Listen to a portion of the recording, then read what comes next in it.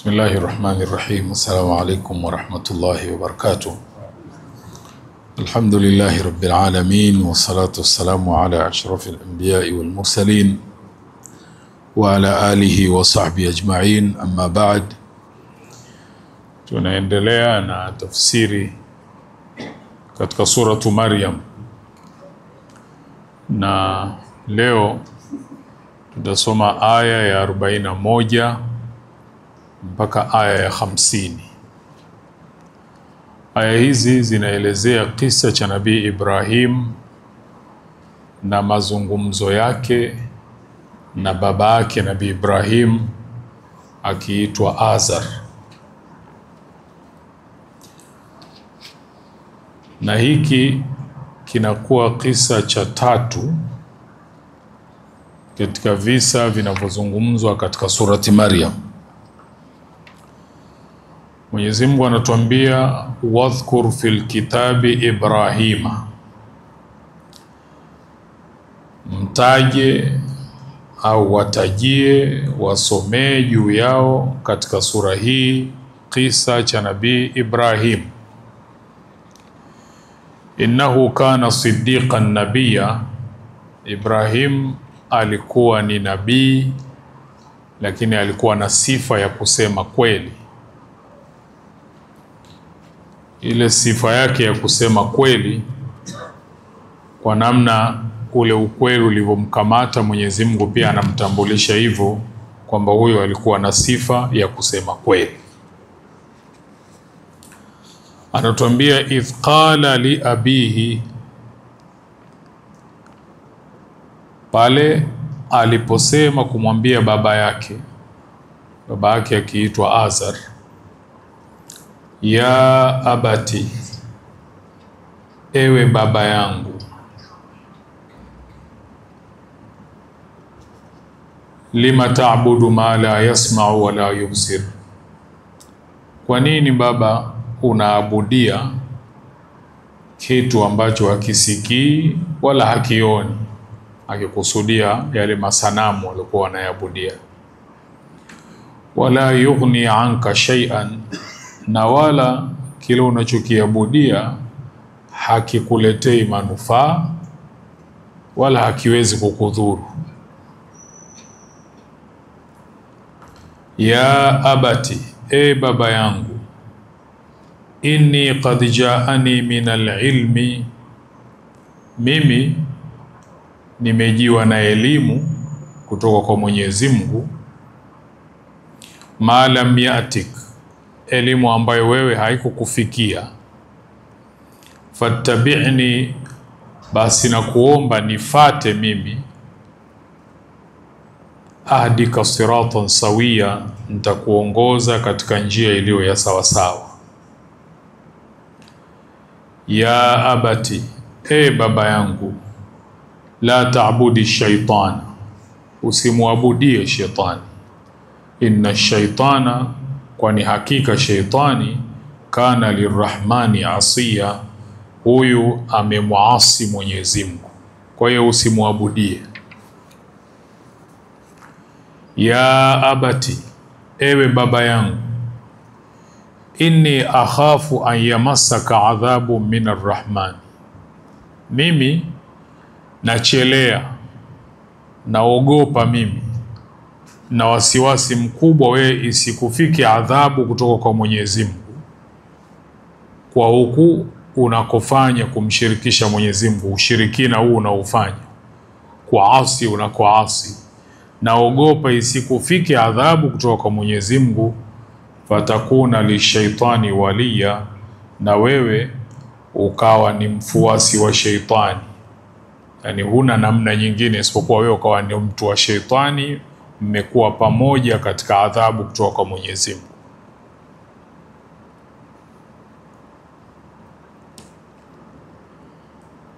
Aliposema maneno haya kumwambia baba yake, baba akajibu kwa ukali, kwa ujeuri,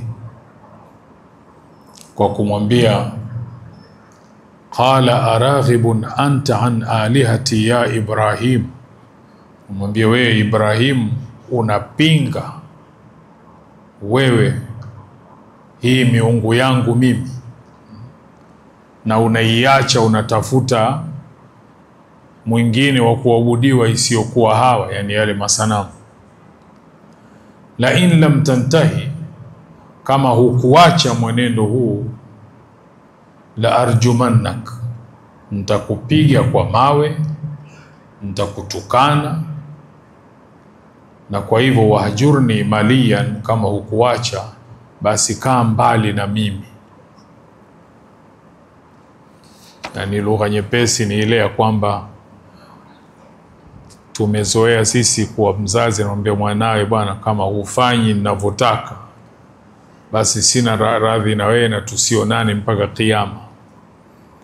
Kwa hiyo mzee Azar anamwambia mwanawe Ibrahim, kama hutaki, unaikataa miungu yangu na ibada yangu hii, usipoacha hivyo wanavyofanya na kuitia aibu kusema kwamba hii haina maana yoyote, mimi nitakupiga kwa mawe, maki nitakuadhibu, na kisha kaa mbali na mimi, kama vile kusema mimi na wewe sasa mpaka kiyama.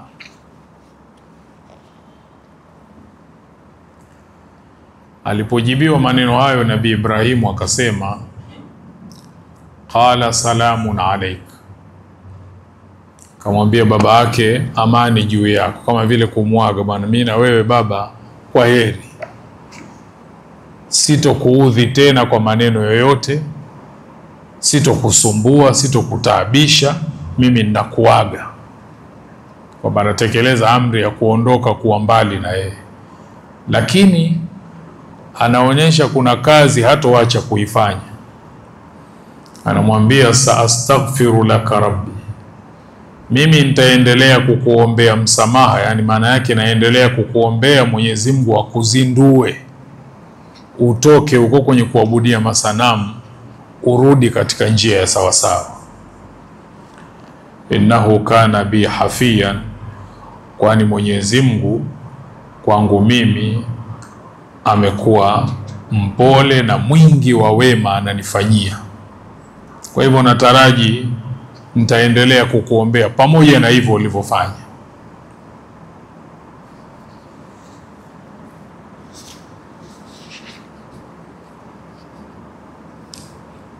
Mwenyezi Mungu anaendelea, anatuambia, akaendelea kusema Nabii Ibrahim,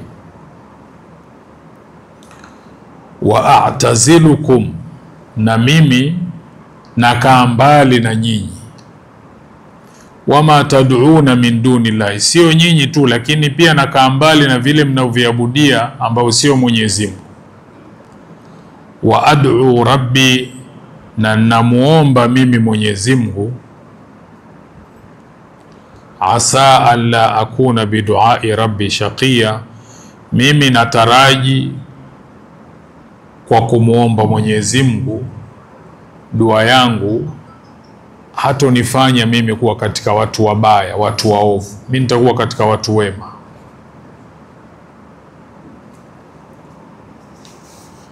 Falamma i'tazalahum, zama alipojitenga kweli, aliondoka, inasemekana ilikuwa pande za Iraq, akaondoka akaja Sham. Alipoondoka akakaa mbali nao, sio wao tu, wama yaabuduna, na vile wanavyoviabudia, min dunillahi, kinyume cha Mwenyezi Mungu. Wahabna lahu Ishaqa wa Yaqub, Mwenyezi Mungu anasema tukampa mtoto anaitwa Ishaq na mjukuu anaitwa Yaqub. Wa kullan, na wote hao, ja'alna nabiyan, tukawafanya kwamba ni mitume. Wa wahabna lahum min rahmatina, na tukawapa hao kutoka katika rehema zetu. Yani akapewa Nabii Ibrahim Ishaqa na Yaqub, akapewa baba, mtoto na mjukuu. Wakapewa nini? Mwenyezi Mungu akawapa kila kheri za katika dunia na za katika dini. Kheri za katika dunia manake mali, watoto, elimu, kazi, vyote wakapewa. Kama si hivyo, waj'alna lahum lisana sidqin aliya, Mwenyezi Mungu akawapa tena katika fadhila zake ulimi wa kweli ulio wa juu. Maana yake ni kwamba waja wanawataja kwa wema, yani moja ya neema waliopewa ni kutajwa kwa vizuri, vizazi na vizazi na vizazi. Hii ndio aya ya 50 ambayo inamalizia kwenye aya tunazozisoma hapa. Aya hizi zina mafundisho ndani yake. Mafundisho yaliyomo ni mazungumzo kati ya Nabii Ibrahim na babake. Tunajifunza adabu ya mazungumzo. Pamoja na kwamba baba yake alikuwa muovu na abudia masanamu, lakini kwenye kuzungumza naye, angalia lugha iliyotumika ya upole, ya mapenzi, ya adabu. Imeanza na neno ya abati, ewe baba yangu.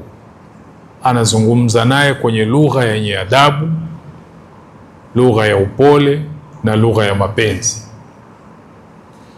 Pamoja na baba alipojibu, hakujibu kwa kusema mwanangu,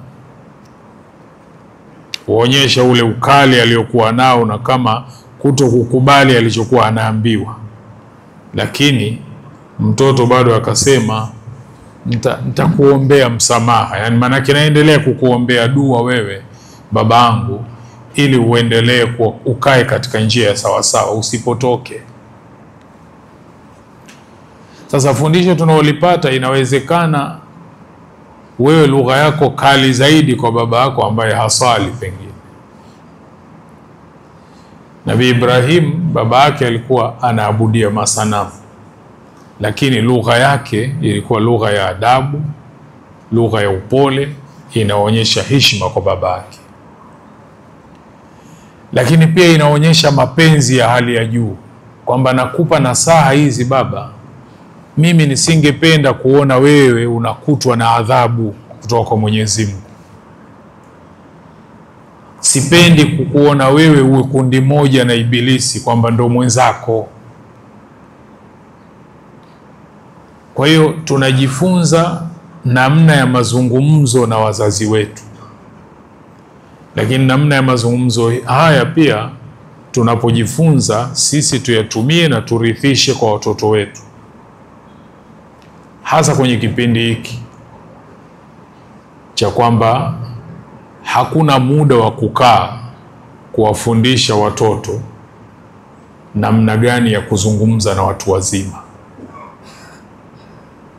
Yani mzazi hana muda wa kukaa na watoto wake kuwafundisha hayo. Atakuwa yani muda mwingine anaupata ni kutaka kujua tu kama zile homework kamaliza. Kwa nini nimepitia vitabu vyako naona unapata tabu kwenye hesabu? Nitakuletea mwalimu akusaidie. Au mpaka aitwe kule shule, bwana tumekuita mtoto wako, tumeona kuna jambo hili. Pengine huo ndo muda pekee mzazi anaokaa na mwanawe pale kwa sababu kaitwa. Vinginevyo hakuna muda. Na unapata udhuru unajitengenezea mwenyewe kwamba unajua mimi natoka asubuhi nahangaika nafanya nini na hivi, nitapata wapi muda huo bwana? Sasa kwenye sura hiyo ni vigumu mno mtoto yule kujifunza namna gani ya kuzungumza na watu wazima. Lakini pengine anakutana na wewe mwenyewe pia, anaona unavyomsemesha wewe mzazi wako, unavyomsemesha kaka yako au dada yako, anaona unavyowasemesha watu wazima pale kwenye kazi yako, na unamtaka ajifunze. Na wakati mwingine unamsisitizia kabisa, usipokuwa namna hii kazi itaharibika. kwamba kila akiwa anaweza kutukana sana ndo kazi itakaa vizuri. Kila akiwa kibri sana na hana adabu kwa wale watu ndo mambo yatafanikiwa. Sasa hapa tunachojifunza mazungumzo. Haya ni mazungumzo ya Nabii Ibrahim na babake. Na babake mwenyewe anaabudia masanamu. Sasa ndo anamfikishia ujumbe wa kwamba anampa nasaha, anachofanya sio sawa. Lakini lugha ndo hiyo, imejaa adabu, imejaa heshima, imejaa unyenyekevu, mazungumzo ya sawa sawa kati ya mtu na mzazi wake. Ya abati, babangu we, lima ta'budu ma la yasma'u wa la yubsir, kwa nini unaabudia kitu kisichosikia wala kuona? Wala yughni anka shay'an, wala hakiwezi kukunufaisha wala kukudhuru kwa chochote. Ya abati, babangu, inni qad ja'ani min al-ilm. Lugha iliyotumika hapo wanazuoni wanasema ingekuwa kipindi hiki cha generation Z na generation Alpha, mtoto anamwambia tu babake, unajua wewe hujui chochote bwana. Nabii Ibrahimu hakumwambia baba yake wewe hujui. Tizama alivyosema, anasema baba, mimi imenijia elimu nimepata kutoka kwa Mwenyezi Mungu ambayo wewe haijakufikia. Kwa hiyo nakuomba nifate mimi, nitakuongoza. Lakini lugha hii inazidi hata ya kidiplomasia kwenye kawaida. Ni kusema naye, sisi ungesema naye, unajua mzee, wewe hujui chochote, nisikilize mimi.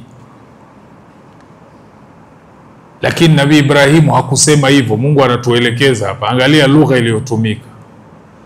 Mimi nimejiwa na elimu Mwenyezi Mungu kanipa, kanionyesha mambo ambayo wewe huyajui baba, hajakufikia.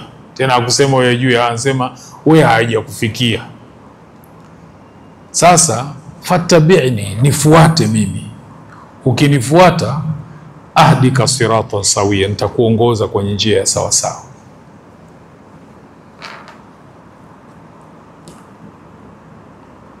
Babangu, usimwabudie shetani, kwa sababu shetani kwa Mwenyezi Mungu ni asi.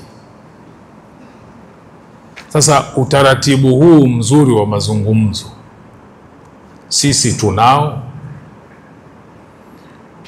Ukifumba macho hivi ukaangalia nyuma, mazungumzo yako ya mwisho kati yako wewe na mzazi wako yalikuwaje? Yalikuwa mazungumzo ya namna hii yanayoonyesha adabu, mapenzi, huruma. Kwa sababu sisi mafundisho yetu, wewe na vyako vyote ni milki ya mzazi wako. Sasa bwana, unaona bwana, mzee akija hapa kwangu anachukua tu vitu, na mimi nimemfuata na bwana, mwisho leo bwana tuheshimiane. Sio unachukua tu vitu vyangu unakuja hapa na nima. Alafu ukiniona mbele za watu mambo ya kunisema sema, sitaki mimi. Yaani wewe ndo mzazi wako unampangia, nikiwa hapo unaweza kusema, kama hapa usije ukanifuatafuata. Nabii Ibrahim ni mtume, pamoja na daraja yake ya utume, na Mungu katuambia wattakhadha Allahu Ibrahima khalila. Mwenyezi Mungu alimfanya Nabii Ibrahim kipenzi chake. Juu ya hivyo hakumwambia baba yake, bwana unajua wewe unachojua. Ule msemo wetu sisi unaona haya mambo yako, yani wewe mzee mshirikina tu. Hakumwambia hivyo. Akamwambia babangu, inni qad ja'ani min al-ilm, mimi bwana imenijia elimu Mwenyezi Mungu kanipa ambayo wewe haijakufikia. Kwa hiyo na kuomba unifate, nitakuongoza. Sio kumwambia bwana unaona wewe mshirikina. Alafu mimi ndo maana sipendi kuja hapo kwako, ushirikina tu. Mimi siwezi kuja maana yake uvokaa wewe mtu wa bid'a na nini, mimi hapa kwako ndo maana siji bwana. Mazungumzo ya mtoto kwa mzazi wake ndio somo kubwa ambalo tunatakiwa tuondoke nalo kwenye aya za leo. Sisi tujikague, jiulize, kwa sababu hata kama mzee wako ameshafariki, kuna wakati mlizungumza hapa mwisho mazungumzo yako unaweza kukumbuka yalikuwaje, yalikaa kwenye sura hii? Na kama yuko hai, labda jana hamkuongea, lakini nyuma ya jana mlizungumza. Jikague vizuri, mazungumzo yako yalikuwaje, yalikuwa yanafanana na haya? Na kama hawapo, wewe ndo mzazi, unakaa na watoto wako kuwafundisha namna nzuri ya kuzungumza hivi?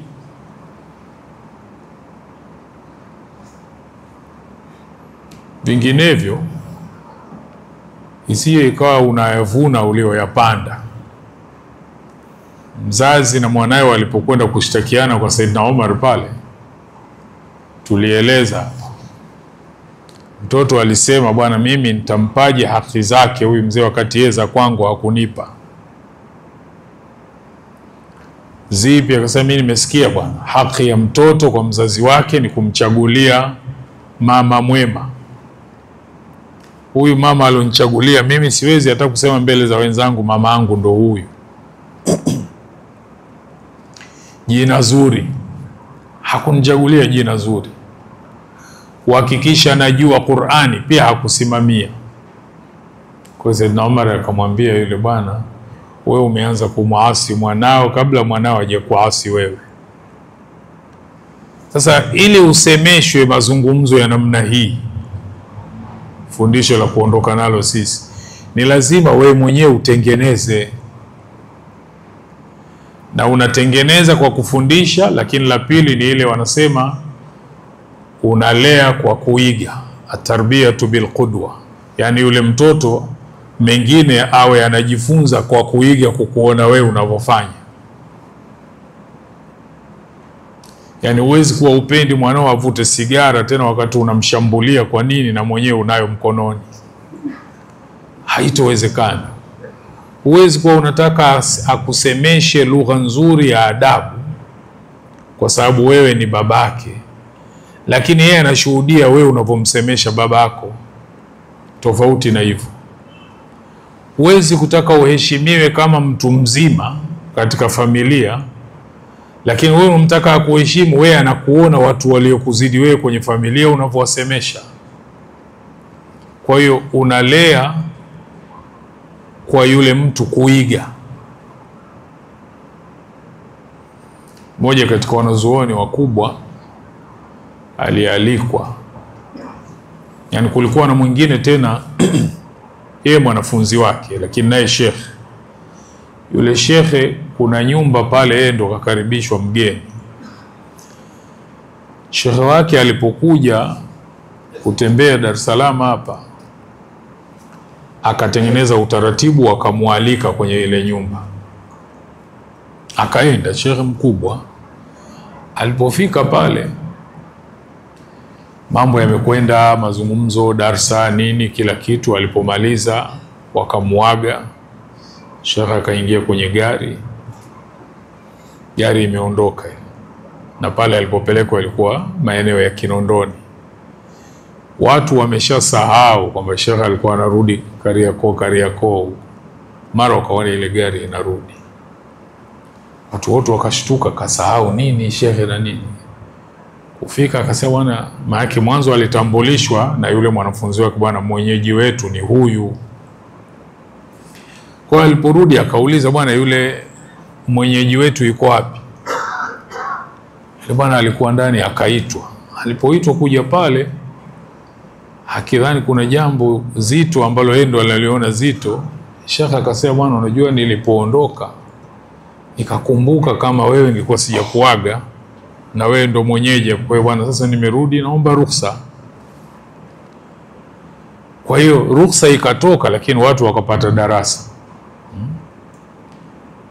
Kwa hiyo bwana yule aliyopelekwa maarufu Said Omar Abdallah, lile jambo likaacha athari kwa wale watu, kwamba angeweza kuondoka na isingekuwa chochote, wala watu wasingekumbuka kwamba hiyo ni dosari. Kwa hiyo ndio ile kulea kwa wewe kuwa mfano. Sasa tunapojifunza mazungumzo ya Nabii Ibrahim na babake, ambaye ingekuwa leo wala sio Muislamu, lakini sisi tuna watu wanaingia kwenye Uislamu, wazazi wake sio Waislamu, tunawapa maneno ya kuwajibu wale wazazi wao na kuwasemesha kwa karaha na kibri na jeuri. Hayo yanatoka wapi? Qur'ani si ndo hii? Nabii Ibrahim anazungumza na baba yake katika lugha hii. Kwa hiyo haya ni mafundisho ya sisi kuyachukua, kuyafanyia kazi na kuishi nayo. Sisi wenyewe tuambukize kwa wale ambao dhamana ya kuwalea iko kwetu sisi. Lakini jingine la mwisho tunaloliona hapa ni zawadi aliyopewa Nabii Ibrahim kwa kutekeleza amri kutoka kwa Mola wake. Baba yake alipomwambia, bwana, mimi na wewe milele, hama hapa, akaondoka kutia amri ya Mwenyezi Mungu. Kule alikokwenda Mwenyezi Mungu akampa nini? Kampa watoto, kampa mali, kampa elimu, kampa kheri katika dini na dunia, na mwisho kampa kutajwa kwa wema na mpaka mwisho kwa waja. Ndio utaona kwetu sisi tunamtaja Nabii Ibrahim, anatambulika kwamba yeye ndo baba wa Waarabu, lakini ndo baba wa mitume. Na moja alichopewa, kapewa mitume wanatoka kwenye kizazi chake. Waliotajwa hapa, Ishaqa mtume, Yaqubu mtume. Maana yake nini? Ukisimama kwenye jambo analolipenda Mwenyezi Mungu na kuliridhia, hata kama dunia nzima itakuwa kinyume na wewe, ukasimama maadamu uko kwenye jambo la sawasawa, basi wewe Mwenyezi Mungu hatokutupa. Lakini kawaida lazima misukosuko upate, kama dhahabu vile, ili itoke nzuri lazima ipitishwe kwenye moto. Lakini Mwenyezi Mungu hawezi kukutupa. Ndio tunachokiona kwamba aliposimama Mwenyezi Mungu anasema, wahabna lahum min rahmatina, tukawapa. Maana akapewa yeye kwanza, wahabna lahu Ishaqa wa Yaqub, akapewa Nabii Ishaqa na Yaqub. Tena Mungu anasema, wa kullan ja'alna nabiyya, wote wakafanywa mitume, kwa sababu tu alihama katika kutafuta radhi za Mwenyezi Mungu na kutekeleza kile alichotakiwa afanye. Mungu akamzawadia. Kwa hiyo maadamu uko katika jambo la sawasawa, maadamu uko kwenye jambo analolipenda Mwenyezi Mungu na kuliridhia, inaonekana ngumu vipi, baadaye Mungu atakuzawadia lililo zuri zaidi. Kwa hiyo unaweza kuwa umeajiriwa, mipango pale ni wizi tu, wewe ukakataa kwa ajili ya Mwenyezi Mungu, haitokuwa rahisi, kwa sababu inawezekana wanaopanga na wanaokutaka uingie kwenye huo mtindo ndo baadaye wote mnakuja nao msikitini, na kwa hivyo wao ndo wanaongoza kusema, bwana huyu bwana anajifanya mcha Mungu sana bwana. Kwa hiyo haitokuwa rahisi, lakini mwisho wake Mungu atakuzawadia ukifanya kwa ajili ya Mwenyezi Mungu. Kwa hivyo hayo ndio mafunzo ya aya tulizosoma kuanzia 41 mpaka 50. Tuishi nayo, tuyafanyie kazi kama tulivyosema mwanzo. Tusisikilize tu kama hadithi za watu wa kale alafu ikapita ukikaa unasema bwana Nabii Ibrahim bwana. Haya aliyoyafanya tuyabebe yawe mafundisho. Kama una wazazi wako unazungumza nao kwenye mtindo huu, kama sio ujirekebishe. Kama una wanao unawafundisha utaratibu huu mzuri wa kuzungumza na watu wazima, kama hujafanya ufanye sasa, ili iwe Qur'ani tunaiishi, hatuiimbi tu kwa kuisoma. Assalamu alaikum warahmatullahi wabarakatuh. Tutoe nafasi ya maswali mawili matatu.